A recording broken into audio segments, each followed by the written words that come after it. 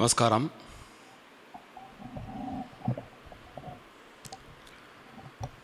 ஸ்ரீ குருப்யோ நமக. முதற்கண் அனைவருக்கும் பக்திபூர்வமான கந்தசஷ்டி நல்வாழ்த்துக்கள்.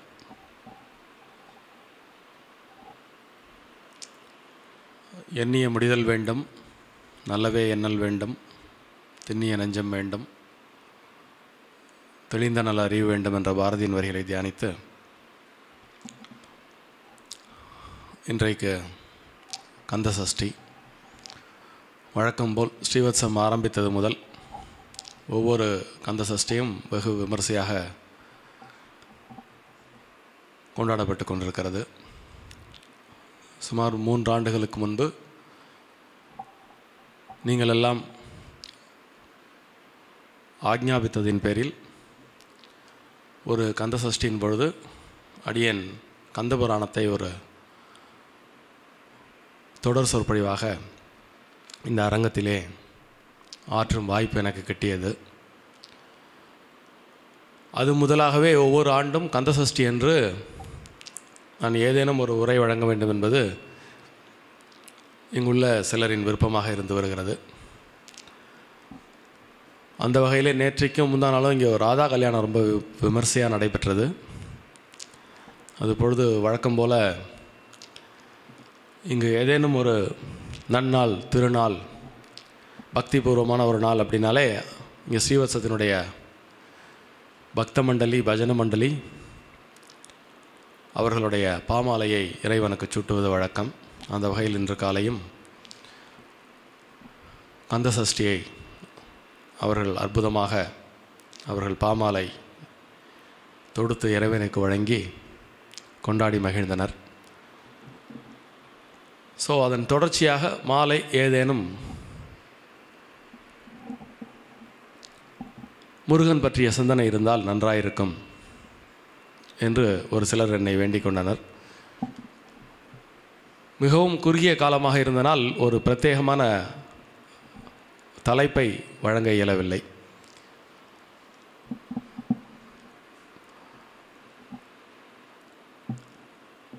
என்ன பேசலாம் அப்படின்னு யோசித்தப்போ ஏற்கனவே கந்தபுராணத்தின் 6 காண்டங்களும் சொல்லி உபதேச காண்டத்தின் ஒரு பகுதியை நாம் பூர்த்தி செய்திருந்தோம். இன்னும் நிறைய பாக்கி இருக்குது. அதில் ஏதேனும் ஒரு பகுதியை எடுத்துக்கொண்டு இன்று பேசலாமா என்று சிந்தித்து கொண்டிருந்தேன். அது பெரும்பாலும் நிறைய புராண கதைகளை உள்ளடக்கி இருப்பதால்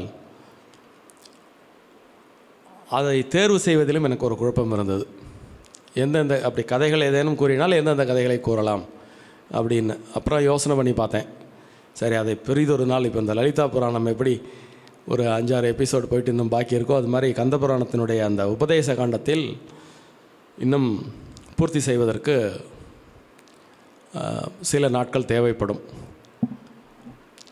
கந்தனின் அருள் இருந்தால் அதை விரைந்து நாம் பூர்த்தி செய்யலாம்.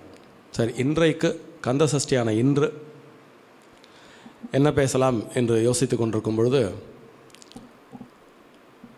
நோக்கம் நாம் முருகனை சிந்திப்பது. எப்பொழுதும் சிந்தித்தால் நலம். அவ்வப்பொழுது வாய்ப்பு கிடைக்கும் பொழுதெல்லாம் சிந்திப்பது வரம் வாங்கி வந்தாலொழிய நடைபெற முடியாத ஒரு காரியம். இன்றைய வேகமான உலகில் அந்தந்த தருணத்தில் அந்தந்த தெய்வங்களை நினைப்பது என்பதே நாம் வரம் வாங்கி வந்திருந்தாலொழிய வாய்ப்பில்லை என்பது ஆன்றோர் வாக்கு. ஆழ்வார்களாக இருக்கட்டும், நாயன்மார்களாக இருக்கட்டும், பெரும் சித்தர்களாக இருக்கட்டும், எல்லோருமே பல்வேறு விதமான அறம்பொருள் இன்பம் வீடு பற்றிய விளக்கங்கள், பக்தி, ஞானம், சரியை, கிரியை, யோகம், இது போன்ற எல்லா விஷயங்களை பற்றியும் ஒரு மனிதன் உய்த்துணர தேவையான அத்தனை விஷயங்களையும்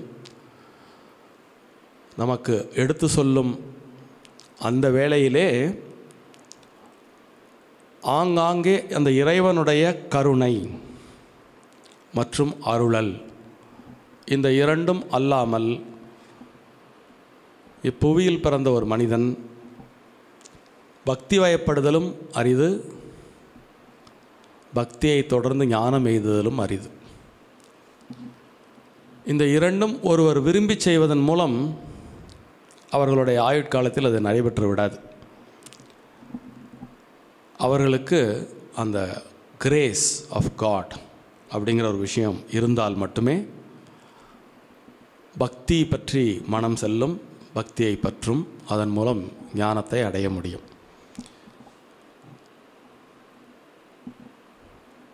நிற்க இன்றைய பொழுதிலே சற்று நேரம் முருகனின் பெருமை என்ற தலைப்பிலே உங்களுடன் சற்று நேரம் சிந்திக்க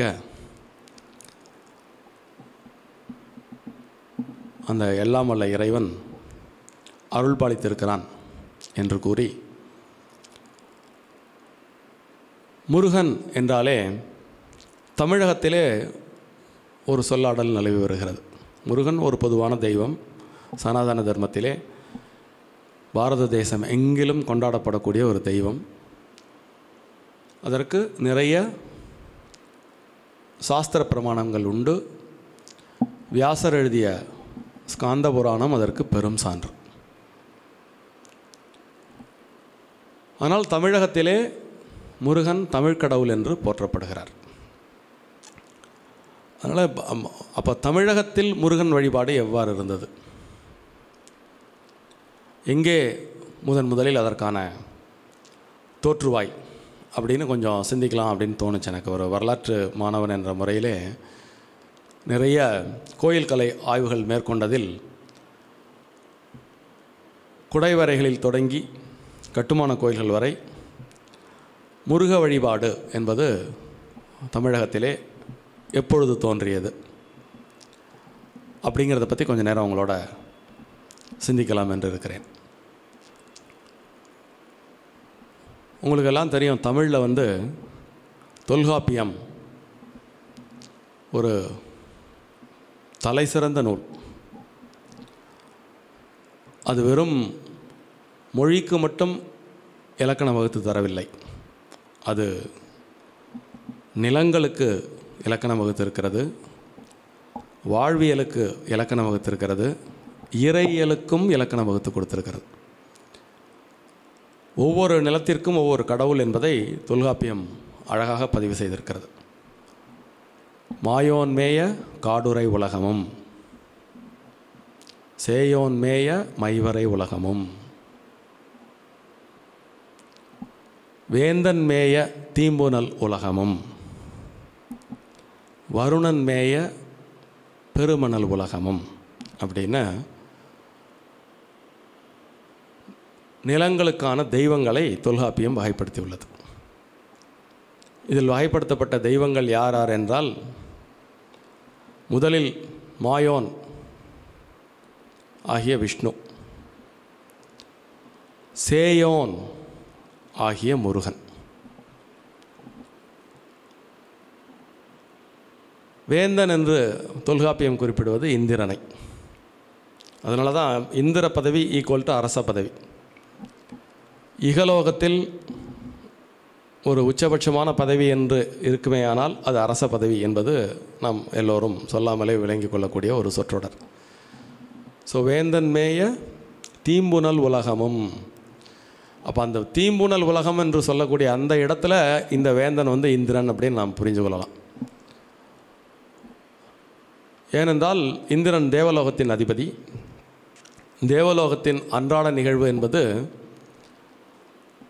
அன்றாடம் ஏதேனும் ஒரு யாகம் மேற்கொள்ளுதல். அதனால் வேந்தன் மேய தீம்புனல் உலகமும் என்று நிலங்களுக்கு உரிய தெய்வங்களை தொல்காப்பியம் வகைப்படுத்தியுள்ளது. தொல்காப்பியத்தில் முருகன் சேயோன் என்று அழைக்கப்படுகிறான். அப்போது தமிழில் உள்ள தொல்காப்பியத்தினுடைய காலம் வெகு நிச்சயமாக சங்ககாலம் என்று சிலர் கூறுவர். சங்கத்திற்கு முந்தைய காலம் என்றும் கூறுவர். ஏனென்றால் தொல்காப்பியம் என்ற அந்த பெயரிலேயே பழமை இருக்கிறது. பழமையான தமிழ் சொல்லாகராதி என்றும் தொல்காப்பியத்தை நாம் கொள்ளலாம். அப்போது முதல்ல ஒரு லிட்ரரி ரெஃபரன்சஸாக தொல்காப்பியத்திலேயே சேயோன் என்று முருகப்பெருமான் அழைக்கப்படுகிறார். அதன் பிறகு சங்க இலக்கியங்களிலே தொல்காப்பியம் தொடங்கி மதுரை காஞ்சி, பரிபாடல், நற்றிணை, அகநானூறு, புறநானூறு, திருமுருகாற்றுப்படை என்று பல்வேறு சங்க இலக்கியங்களிலே சிலப்பதிகாரம், குறிப்பாக சிலப்பதிகாரம் ரொம்ப வலிந்து சொல்ல வேண்டிய ஒரு காப்பியம். இந்த காப்பியங்களிலெல்லாம் முருகனை பற்றிய செய்திகள் ஒவ்வொரு காப்பியத்திலும் ஒவ்வொரு விதமாக வருகிறது. குறிப்பாக இந்த சேயோன் என்று முருகனுக்கு உள்ள பெயர், அதற்கே ஒரு பெயர் காரணம் உண்டு. சேய் என்றால் மகவு, ஈசனின் மகன், ஈசனுக்கு குழந்தை என்ற பொருள்பட சேயோன் அப்படின்னு அதற்கு சில அறிஞர்கள் பொருள் கூறுவர். அவன் செக்கச் செவந்த செங்கதிரோன் போல் இருப்பதனால் சேயோன் என்றும் சிலர் கூறுவர். இந்த இடத்திலே நம்முடைய புராண செய்திகளிலே 2 பெரும் தெய்வங்களின் தோற்றுவாய் மிகுந்த முக்கியத்துவம் வாய்ந்தது. ஒன்று லலிதா பரமேஸ்வரி, இன்னொன்று ஸ்கந்தன். இருவரின் தோற்றுவாயையுமே நாம் நுணுகி ஆய்ந்து பார்த்தால் இருவருமே அக்னியிலிருந்து வந்தவர்கள். லலிதா தேவி தேவர்கள் எழுப்பிய அக்னிகுண்டத்திலிருந்து தோன்றினாள். முருகப்பெருமான் கண்ணுதல் கடவுளின் 3ஆம் கண்ணிலிருந்து தீப்பொறியாக வெளிப்பட்டார். இந்த பொதுவாகவே இறைவன், கடவுள் இவர்களுடைய அவதாரங்களை பற்றி பார்க்கும் பொழுது அவர்கள் சாதாரண மனிதர்களைப் போல் ஒரு தாயின் வயிற்றிலே உருக்கொள்வதில்லை. கடவுளுடைய பிரதானமான கடவுள் என்று நாம் ஒருவரை விழித்தால், இறைவனுக்கு பல்வேறு திருநாமங்கள் உண்டு, பல்வேறு வடிவங்கள் உண்டு. அடியேன் இதே அரங்கத்தில் பலமுறை பல தெய்வங்களை பற்றி பேசும்பொழுது வியாச பகவானை துணைக்கு அழைத்து கொண்டு, வியாசர் 18 புராணங்களையும் எழுதினார். ஒவ்வொரு புராணத்திலும் புராண கதாநாயகர் யாரோ அவரை முழுமுதற் கடவுள் என்பார். ஆரம்ப காலகட்டத்திலே ஒரு குழப்பம் இருந்தது. பின்பு நிறைய நுணுகி ஆராய, பல விஷயங்களை பார்க்க அங்கு எந்த விதமான முன்னுக்கு பின் முரணும் இல்லை. எல்லா தெய்வங்களுமே நம்முடைய சௌகரியத்துக்காக அதற்கு ஒரு நாமகரணம் சூட்டி, அதற்கு ஒரு குணத்தை சூட்டி, அதற்கு ஒரு பிரிவினையையும் நாம் உண்டாக்கி, இவர் பெரியவர், அவர் சின்னவர், இவரை விட அவர் உயர்ந்தவர், அவரை விட இவர் உயர்ந்தவர் என்று ஏதேனும் ஒரு ரூபத்தில் ஒரு இரண்டற்ற தன்மையிலிருந்து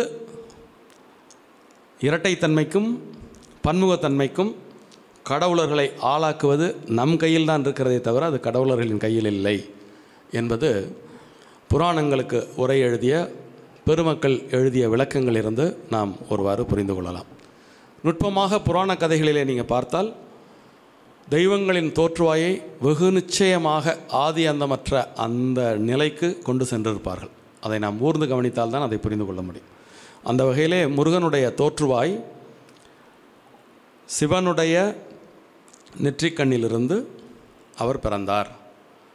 எதற்காக பிறந்தார் அப்படின்னு பார்த்தா, மேலோட்டமாக பார்த்தா அசுரர்களை அழிப்பதற்காக, தேவர்களை காப்பதற்காக. இன்னும் அதனுடைய நுட்பமான குறியீட்டு செய்தியாக நாம் புரிந்து கொள்ள முயன்றால், தீமையை அழித்து நன்மையை பலப்படுத்துவதற்கு. எல்லா கடவுளர்களுடைய அவதார ரகசியங்களும் அதுதான். எல்லா கடவுளர்கள் சம்ஹாரம் செய்வதும் தீமையைத்தான். தீமையின் உருவமாக ஏதேனும் ஒரு அசுரன் இருப்பான். பாதிக்கப்படக்கூடிய நன்மையின் அம்சங்களாக ஏதேனும் ஒரு தேவர்கள் இருப்பார்கள்.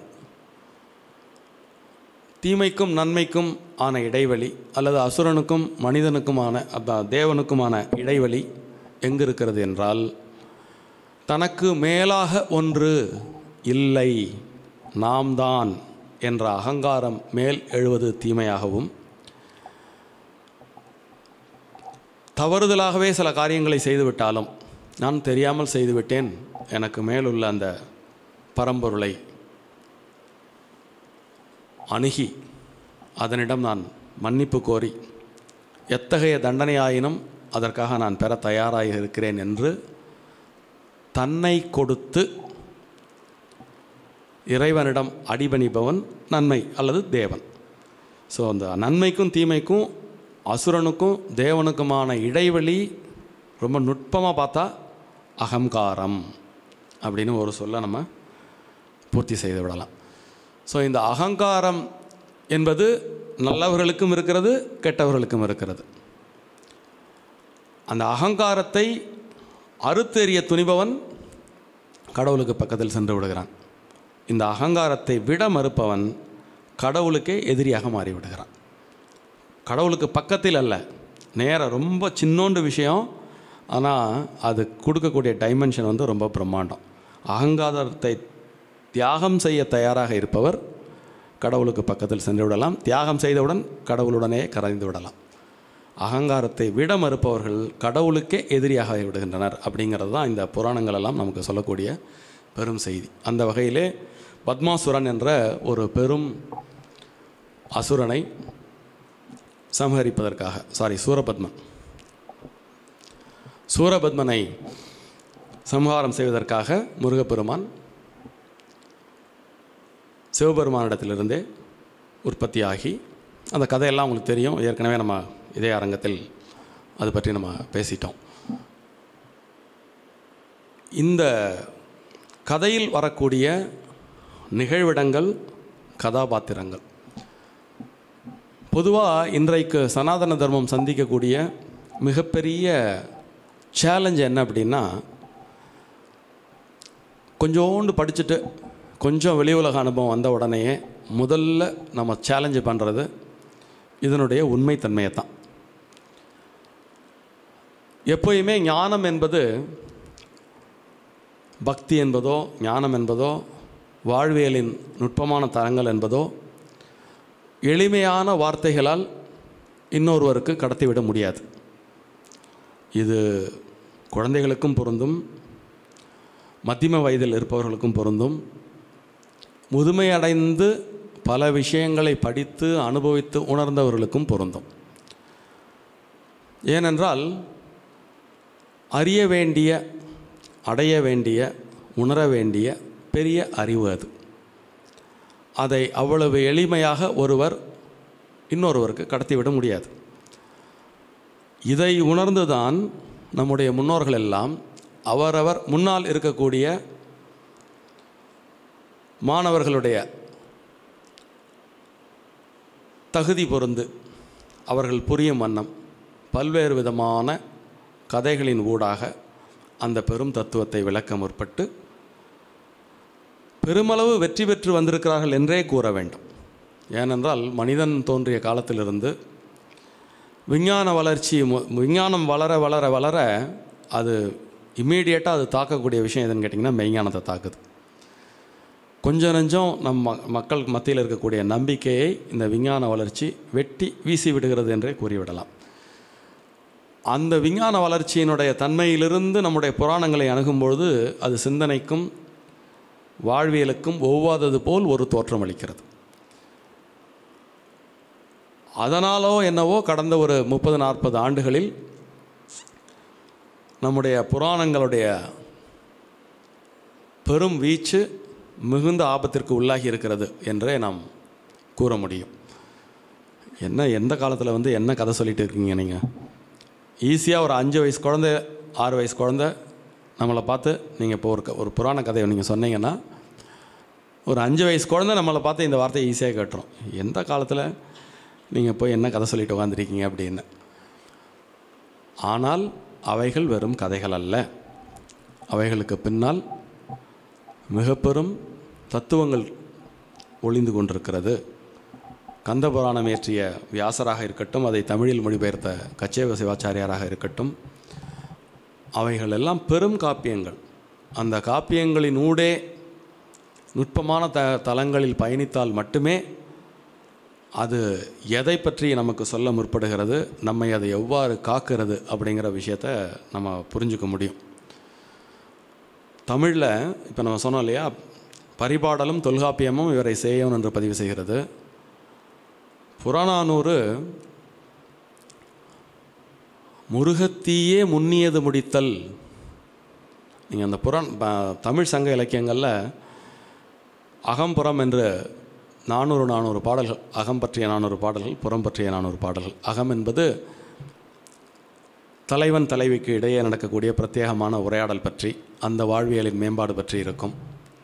அந்த அகத்திலே இகவாழ்விலே ஒரு தலைவன் தலைவிக்கு நிகழக்கூடிய காதல் மற்றும் இல்வாழ்க்கை, அது பற்றிய பெரும் பேசுபடு பொருளாக அது அமையும். ஒரு சில பாடல்களில் தன்னை தலைவியாக்கி இறைவனை தலைவனாக்கி தனக்கும் இறைவனுக்குமான பிரத்யேகமான உரையாடலாக காதலன் காதலி பாவத்தில் ஜீவாத்மா பரமாத்மா தத்துவமாக அது அமையும். அந்த வகையிலே தான் மாணிக்கவாசகர் எழுதிய திருக்கோவை 400 பாடல்களும் அமையப்பெற்றது. புறநானூறு என்பது வாழ்வியல் சார்ந்தது. அன்றாட வாழ்வியலில் பொருளியல், கல்வியியல், கருத்தியல், வீரம், வாழ்வின் பெருமைகள் இதெல்லாம் பேசக்கூடியது. ஒரு காரியத்தில் நீ ஜெயிக்கணும் அப்படின்னா முருகன் தீப்பிழம்பான ஆற்றலை கொண்டவன். நீ நினச்சதை நடத்தணும் அப்படின்னா முருகனை நினச்சிக்கோ. முருகத்தீயே முன்னியது முடித்தல். நீ எதை நினைக்கிறியோ அதை முடிச்சு கொடுத்துரும் உனக்கு. முருகனை பின்பற்று அப்படின்னு புறநானூறு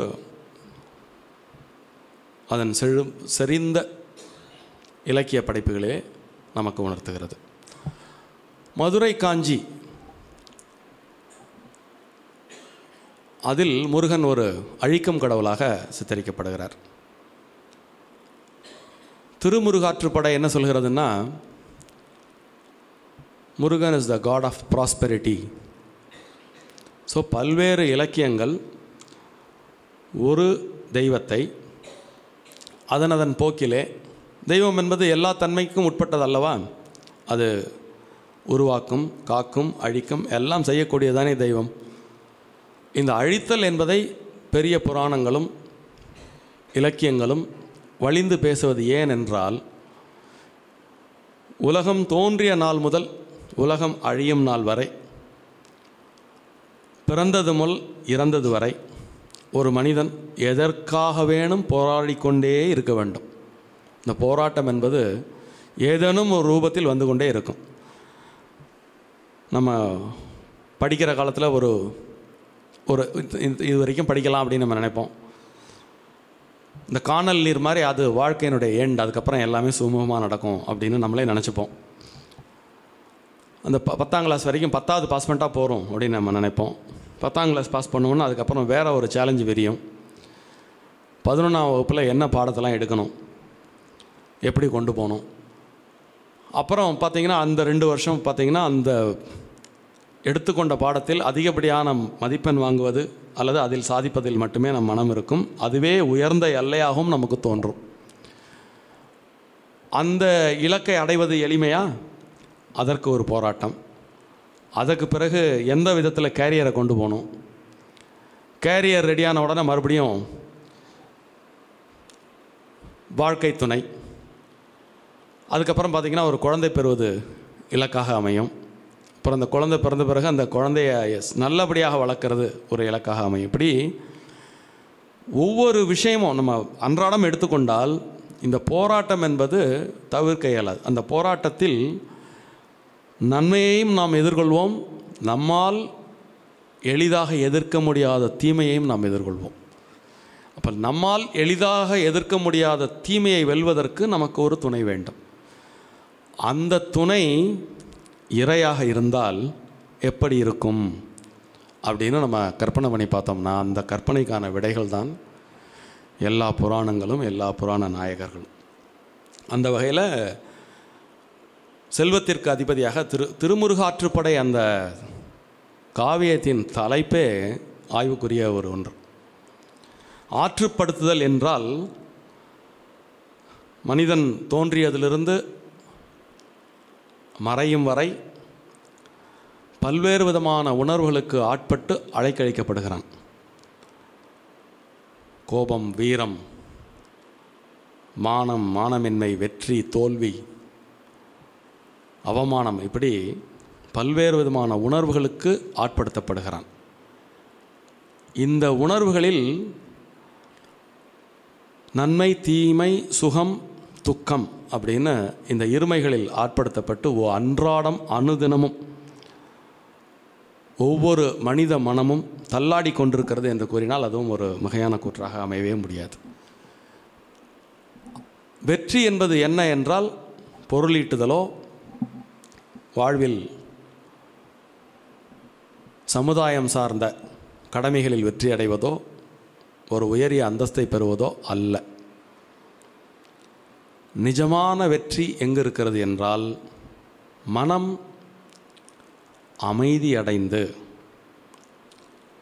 அந்த அமைதியின் வாயிலாக வெளிப்படக்கூடிய மகிழ்ச்சியில்தான் நிஜமான வெற்றி இருக்கிறது. அதற்கு இந்த மனம் ஆற்றுப்படுத்தப்பட வேண்டும். திருமுருகாற்றுப்படை, ஆற்றுப்படை அப்படின்னு ஒரு இலக்கணமே உண்டு ஆதி காலத்தில். அப்போ இந்த திருமுருகாற்றுப்படை அந்த பேர்லேயே சொல்லுது, முருகன் இந்த நம்மளுடைய வாழ்க்கையை எப்படி ஆற்றுப்படுத்துகிறான். முருகா அப்படின்னு சொல்லினாலே இந்த அழைக்களிக்கக்கூடிய மனம் ஆற்றுப்படுத்தப்பட்டு அமைதி அடைகிறது அப்படிங்கிறது அந்த தலைப்பிலேயே நக்கீரன் நக்கீர பெருமான் சங்கத்தமிழ் புலவர் அல்லவா, அந்த தலைப்பிலேயே அதனுடைய உள்ளடக்கத்தை தெரியப்படுத்தியிருக்கிறார். அதனால் Thirumurugatruppadai, Murugan is a god of prosperity அப்படிங்கிறத அவருடைய நூல் முழுக வெளிப்படுத்தியிருக்கிறார். சிலப்பதிகாரத்திலே வேல்கோட்டம் முருகனுக்கான பூம்புகாரில் முருகனுக்கென்று ஒரு வழிபாடு தலம் இருந்தது. அந்த தலத்திற்கு வேல்கோட்டம் என்ற பெயர் என்று சிலப்பதிகாரம் பதிவு செய்கிறது. அப்போ நம்ம இதுவரைக்கும் பார்த்த இந்த இலக்கிய சான்றுகள் படி பார்த்தால் ஈஸியாக ஒரு 3ஆம் நூற்றாண்டு நீங்கள் சங்க காலத்தை கிமு 2ஆம் நூற்றாண்டுலேருந்து கிமு 2ஆம் நூற்றாண்டு வரை 4 நூற்றாண்டுகள் சொல்லும் ஆய்வாளர்களும் உண்டு. ரொம்ப சேஃப்டியாக தொல்காப்பியத்திலேருந்தே நம்ம வர்றதுனால தொல்காப்பியம் நிச்சயமாக கிமு. இப்போ இந்த 2000 ஆண்டுகளுக்கும் பழமையான லிட்ரரி எவிடன்ஸஸோட முருகனுடைய வழிபாடு இருந்தமை நன்கு புலப்படுத்தப்படுகிறது. பின்னாடி இந்த முருகன் சூரபத்மனை வென்றதனால் அந்த இடம் திருச்செந்தூர், திருப்பரங்குன்றம், இதெல்லாம் பார்த்திங்கன்னா அந்த காவியத்தில் வரக்கூடிய இடங்கள். திருச்செந்தூர், திருப்பரங்குன்றம் ரெண்டுலேயுமே குடைவரை கோயில் இருக்குது. நிறைய பேர் திருச்செந்தூரில் உள்ள குடைவரை கோயிலை பார்த்துருக்க மாட்டாங்க. வள்ளி குகைன்னு நீங்கள் கேட்டிங்கன்னா தெரியும். அதுதான் ஏர்லியஸ்ட் டெம்பிள் ஆஃப் திருச்செந்தூர். ஒரு சின்ன குன்று, அந்த குன்றில் குடஞ்சி உள்ளுக்குள்ளே வள்ளி தெய்வானியோட முருகன் இருக்கக்கூடிய காட்சியை நீங்கள் பார்க்கலாம். திருப்பரங்குன்றத்தில் இன்னும் ரொம்ப பிரம்மாண்டமான ஒரு அற்புதமான வரலாற்று கட்டுமானம் அது. பரிபாடலில் திருப்பரங்குன்றத்தை பற்றின ரெஃபரன்ஸ் வருது. திருப்பரங்குன்றத்தில் மன்னர்கள் எல்லாம் சென்று முருகப்பெருமானை வழிபட்டதற்கான சான்று பரிபாடலில் வருகிறது. இசையுடன் கூடிய வழிபாடாக அது அமைந்தது என்பதையும் அது பதிவு செய்கிறது. மேலும் திருச்சுற்றுகளிலே எழுத்துக்களுடன் கூடிய புராண ஓவியங்கள் இருந்ததாகவும் பரிபாடல் பதிவு செய்கிறது. இந்த மாதிரி அதே மாதிரி இந்த பக்கம் பாண்டிய மன்னர்கள் முருகனை தன்னுடைய குலதெய்வமாக வரித்து கொண்டமை வரலாற்று கல்வெட்டுகளிலிருந்தும் சில கோயில் சான்றுகளிலிருந்தும் நமக்கு கிடைக்கிறது. பல்லவ மன்னர்களில் குமாரவிஷ்ணு, ஸ்கந்தவர்மன் அப்படின்னு முருகனின் பெயர் தாங்கிய மன்னர்களின் பெயர்களை நம்மால் பார்க்க முடிகிறது. மாமல்லபுரத்திலே சமீபத்தில் சாலுவன் குப்பம் என்ற இடத்திலே ஒரு சங்ககால முருகன் கோயில் இருந்ததை ஆய்வறிஞர்கள் கண்டுபிடித்திருக்கிறார்கள்.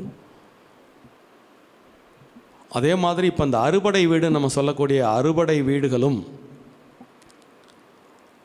நம்முடைய இலக்கியங்களில் எடுத்தாளப்பட்டமையும், அந்த கோயில்களெல்லாம் பின்னாடி வேறு யாரோ எடுத்து புனருத்தாரணம் செய்திருந்தாலும் கூட அந்த கோயில்களெல்லாம் சங்க காலத்திலிருந்தே வழிபாட்டில் இருந்தமை நன்கு புலப்படுத்தப்படுகிறது. திருமுருகாற்றுப்படையில் நம்ம திரு ஏரகம் சுவாமிமலைக்கு அதனுடைய பூர்வாசிரம பெயர் திரு ஏரகம். திரு ஏரகத்தில் பிரம்மச்சாரி அந்தணர்கள் முருகனை அன்றாடம் துதி செய்தனர் அப்படிங்கிற ஒரு தகவல் திருமுருகாற்றுப்படையில் பதிவு செய்யப்பட்டிருக்கு. இது மாதிரி இந்த இலக்கியங்கள் ரொம்ப பிரமாதமாக முருகனுடைய பெருமைகளை சொல்லுகிறது. காலமேக புலவர் அப்படிங்கிறவர் ரொம்ப கலோக்கியல் லாங்குவேஜில் முருகன் பெருமைனா என்ன, நீங்கள் இந்த தமிழில் இலக்கணத்தில் பல்வேறு விதமான வகைகள் உண்டு. அணிகளில் உமை அணி, இரட்டுற மொழிதல் அணி, வேற்று பொருள் வைப்பணி, சொல் பொருள் பின்வரும் நிலையணி, வஞ்ச புகழ்ச்சி அணி, இப்படி பல்வேறு விதமான அணிகள் இலக்கணத்தில் உண்டு. இந்த காலமேக புலவர் இரட்டுற மொழிதல் அப்படிங்கிற ஒரு அணியும் வஞ்ச புகழ்ச்சி என்ற ஒரு அணியையும் கையாளுவதில் தேர்ந்தவர். அவரிடம் சென்று முருகனின் பெருமையை ஒரு பாடலில் கூறுங்கள் அப்படின்னு சொன்னப்போ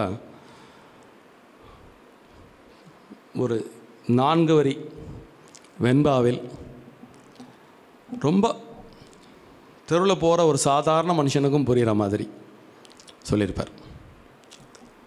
அப்பன் இறந்துண்ணி, ஆத்தால் மலை நீலி,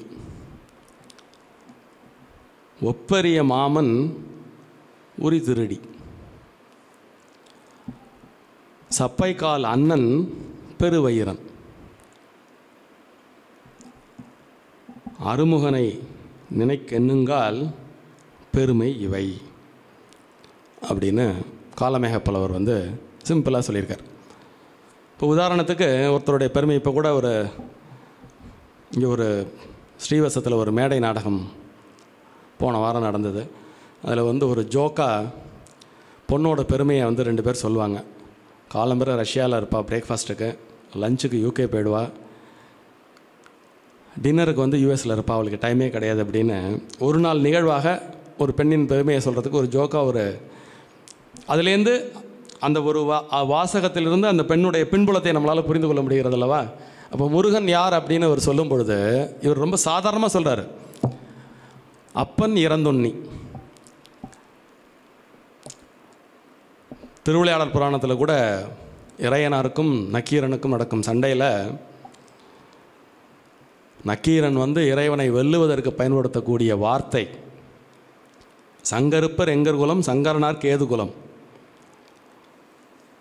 சங்கை அருந்துண்டு வாழ்வோம், அரணே உன்போல் இறந்துண்டு வாழ மாட்டோம் அப்படின்னு நக்கீரன் சிவனை பார்த்து சொல்லுவார். அப்படி அவர் பவதி பிச்சாமதேகின்னு வாழக்கூடியவர் அப்பன். அப்பன் இறந்துண்ணி, ஆத்தால் மலை நீலி. இமவானுக்கு பிறந்த பார்வதி இருக்காள் அல்லவா, நீல வண்ணத்தில் இருப்பா, மலையில் இருப்பா. ஒப்பரிய மாமன் உரி திருடி. தாய் மாமன் யார்? கண்ணன். அவர் என்ன பண்ணுறார்?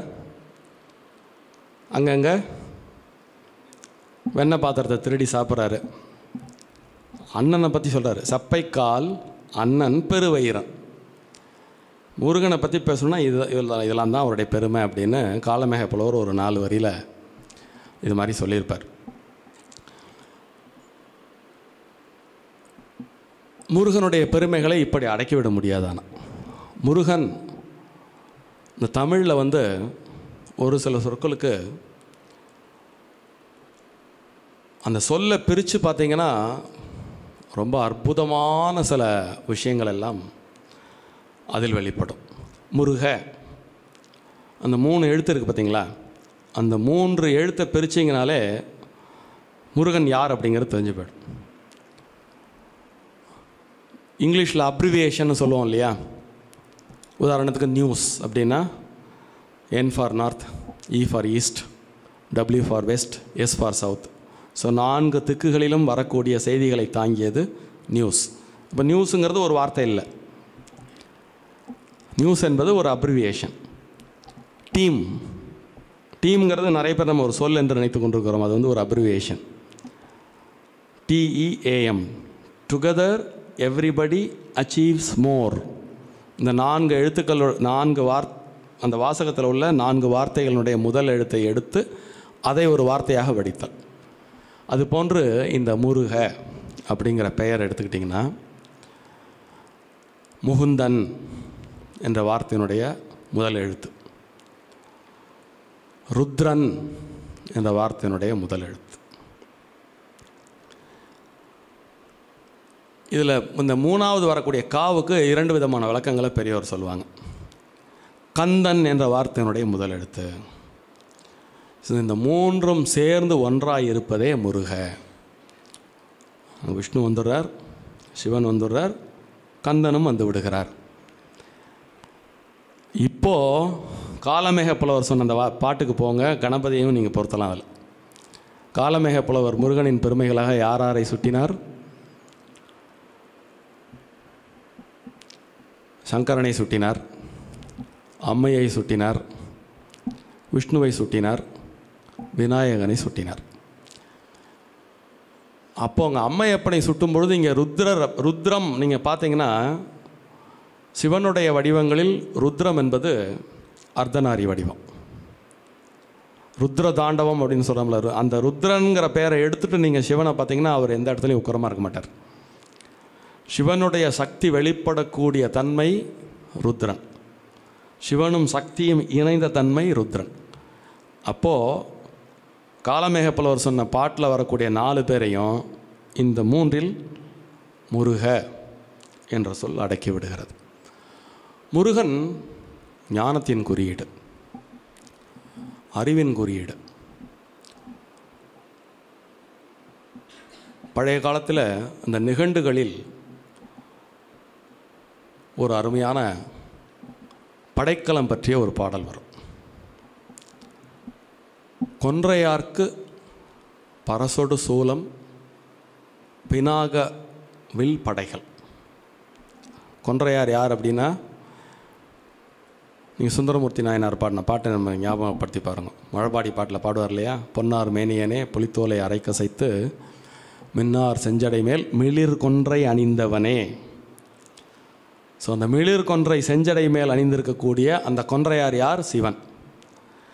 அவருடைய ஆயுதம் என்ன? பரசோடு சூலமும். அவருக்கு பினாகபாணின்னு ஒரு பேர் உண்டு. பினாகம் என்ற வில்லை தாங்கியதால் பினாகபாணி என்ற பெயரும் உண்டு. ஸோ சிவனுக்கு இத்தனை ஆயுதங்கள். மாலிற்கு சிலை, ஆழி, சங்கு, வாள், கதை, படை 5ஆம்.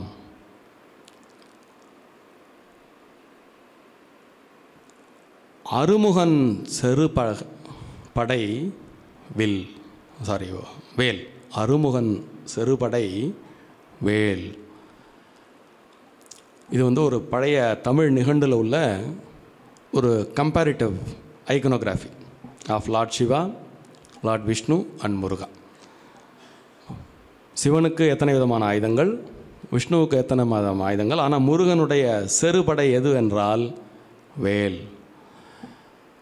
இந்த வேல் அப்படிங்கிறதுக்கு ஒரு அற்புதமான இலக்கணம் உண்டு. வேல் என்பது ஒற்றை ஆயுதம். ஆனால் முருகப்பெருமானின் படை அப்படின்னு சொன்னாலே வேல் படை மட்டும்தான். ஒற்றை ஆயுதம் எப்படி படையாக மாறும்? இது ஒரு பெரும் கேள்வி எல்லாருக்கும் எழுவது இயல்பு. அந்த வேல் உன்னுடைய தன்மையை நாம் புரிந்து கொண்டால் அது எவ்வாறு படையாக மாறுகிறது அப்படிங்கிறத நம்ம புரிஞ்சுக்கலாம். தமிழில் தமிழ் இலக்கணம் ரொம்ப அது ஒரு பிரம்மாண்டமான ஒரு சமுத்திரம். அதுக்குள்ளே நுழைஞ்சால் நிறைய முத்தெடுக்கலாம். நம்ம எல்லாம் படிச்சிருப்போம் அதனுடைய இலக்கணங்களை: வினைத்தொகை, பண்புத்தொகை, வினையால் அணையும் பெயர், ஆகு பெயர், இப்படி நிறைய ஒவ்வொரு செய்திகளை படிச்சிருப்போம். இப்போது வெல் அப்படின்ற ஒரு சொல் இருக்குது. இது வினைச்சொல். வேல் என்பது பெயர் சொல். வெல் என்ற சொல் வினைச்சொல், ஒரு வினையை குறிக்கும் சொல். வேல் என்பது ஒரு கருவியை குறிக்கும் சொல், அதனால் அது பெயர் சொல். இந்த வினைச்சொல்லின் முதன்மை திரிந்து தொழிற்பெயராக மாற்றம் பெறுகிறது.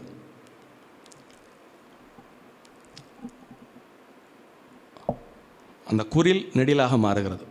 வெல் வேலாக மாற்றம். முதல் நிலை திரிந்த தொழிற்பெயர் அப்படின்னு அதுக்கு இலக்கணம்.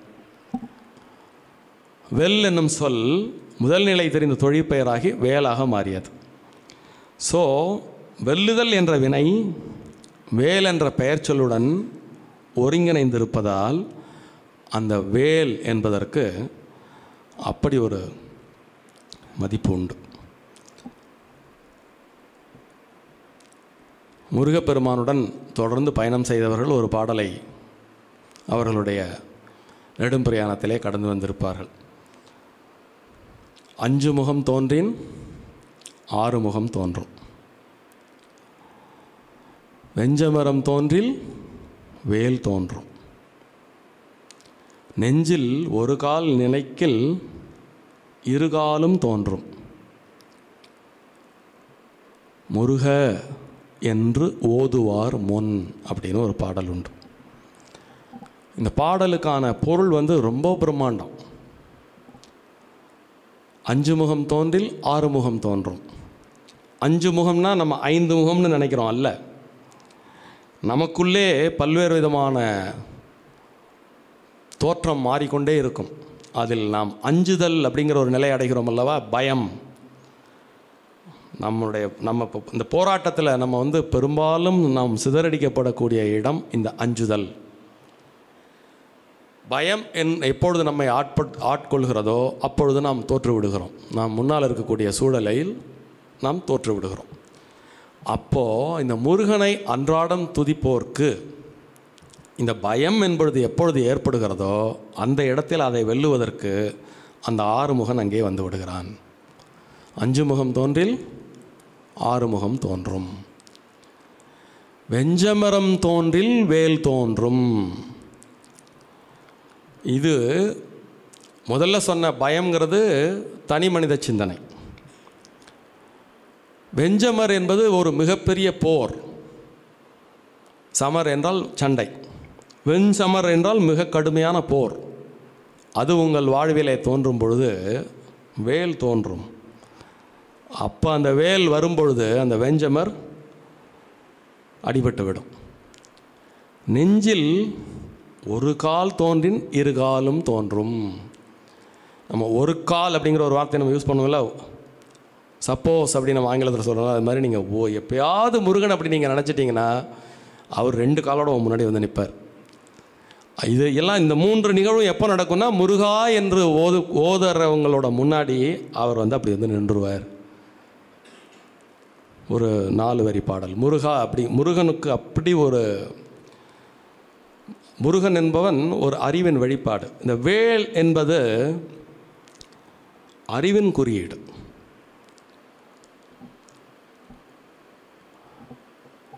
அறிவு என்பதை ஒருவன் படையாக கொண்டால் அவன் எந்த இடத்திலும் அவன் தோற்க மாட்டான்.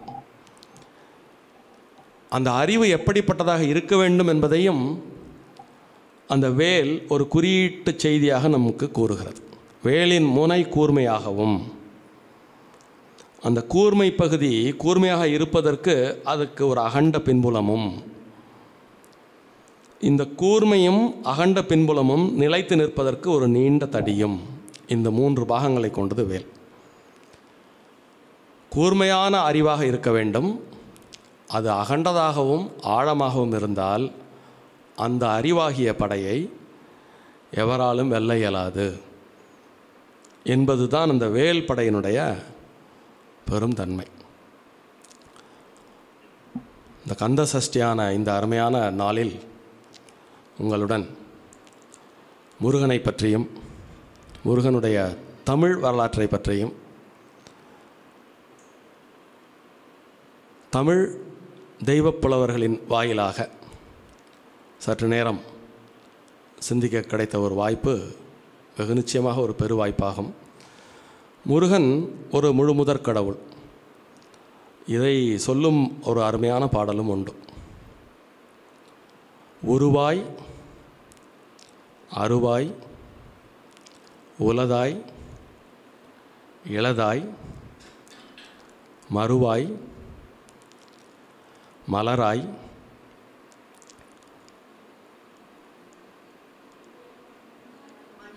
மணியாய் ஒளியாய் கருவாய் உயிராய் கதியாய் விதியாய் குருவாய் அருள்வாய் குகனே. இந்த ஒவ்வொன்றும் பார்த்தீங்கன்னா இது இந்த எல்லா தெய்வங்களுக்கும் நீங்கள் கடைசியில் குகன் அப்படின்னு போடும்பொழுது முருகனை நோக்கி பாடப்பட்ட பாடலாக நம்ம நினைக்கிறோம். அதில் எந்த தெய்வத்தை போட்டாலும் அந்த தெய்வம் இந்த குணங்களோடு இருக்கும். இந்த குகன் அப்படிங்கிறதுக்கு நீங்கள் நல்லா யோசனை பண்ணி பாருங்கள். கரை தேற்றுபவன் என்ற ஒரு பொருள் உண்டு. அப்படியே ராமாயணத்துக்கு போங்க. சாட்சாத் அந்த பரம்பொருளான ராமச்சந்திரமூர்த்தியை ஒரு கரையிலிருந்து இன்னொரு கரைக்கு கொண்டு போகக்கூடிய ஒருத்தனோட பேர் குகன். ஸோ குகன் என்றாலே கரை தேற்றுபவன். அப்படி அற்புதமான அந்த குகப்பெருமானை மனதிலே எண்ணி துதித்து வழிபட்டு இந்த அற்புதமான சந்தர்ப்பத்தில் ஓரிரு சிந்தனைகளை உங்களுடன் பகிர்ந்து கொண்டதில் பெருமகிழ்ச்சி அடைந்து நன்றி கூறி அமைகிறேன். நன்றி.